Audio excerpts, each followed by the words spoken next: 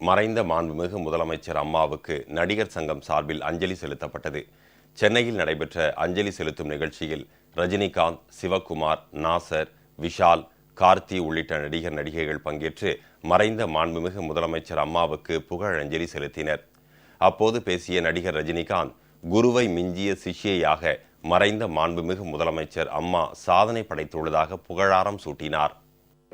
அவருடைய குரு, ஆசான், அரசியல் ஆசான், வாழ்க்கையிலையும் அவருடைய ஆசானான இருந்த புரட்சித் தலைவர் எம்ஜிஆர் அவர்களையே அரசியல்லையும் சரி, அரசியல் சாதனையிலையும் சரி, அவரையும் மிஞ்சிட்டாருன்னு சொன்னால் அது மிகையாகாது.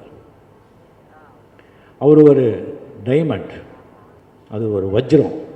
பூமியில் வந்துட்டு அந்த கார்பன் இருக்கும், கார்பன் கெமிக்கல், அது அந்த வெப்பத்தாலையும் அழுத்தத்தாலையும் அது காலப்போக்கில் அது டைமண்டாக மாறும். அதை எடுத்துகிட்டு தேய்ச்சி பாலிஷ் போட்டு தான் அது டைமண்ட் மின்னுட்டு நம்ம கையில் வருது. ஸோ புரட்சி தலைவர்கள் கூட ஒரு டைமண்ட். இந்த ஆண் ஆதிக்கம் இருக்கிற இந்த சமுதாயத்தில் அழுத்தப்பட்டு அவருடைய விமர்சனங்களால், இந்த வாழ்க்கையில் அவர் பட்ட துன்பங்களால் தேய்ச்சி ஒரு டைமண்ட் ஆகிட்டு அவர் நம்மளை விட்டு போயிருக்காங்க.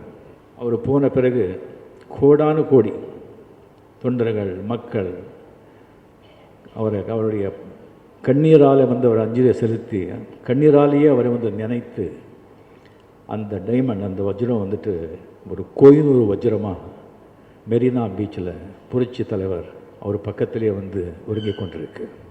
7 நாளாவது லட்சக்கணக்கில் அங்கே பார்த்துட்டு போயிருக்காங்கன்னு சொன்னால் இது ஒரு சாதாரண மனிதனுடைய பவர் இல்லை, இது இறைவனுடைய ஆசீர்வாதம், அதோடைய பவர்.